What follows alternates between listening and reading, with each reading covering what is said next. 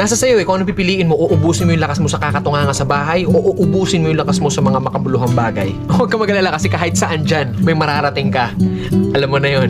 Hindi, ganito kasi yan. Dahil lang alam mong matagal at mapapagod ka, hindi ka natutuloy. Tsong wala kang mararating kung hindi mo pipihitin yung susi sa loob ng ulo mo. Gaano man kataas ang pangarap mo sa buhay, huwag kang matatakot sa pagod at sakripisyo dahil parte yun eh. Hindi ka makakakain ng kanin kung hindi mo sasaingin. Hindi ka makakakain ng ulam kung hindi mo lulutuin. Lahat ng bagay kailangan kilusan mo muna sa umpisa. Hindi tatakbo ang sasakyan kung hindi mo sususian. Kung hindi mo lalagyan ng gasolina, hindi yun tatakbo sa kung saan mo siyang direksyon dapat dalhin.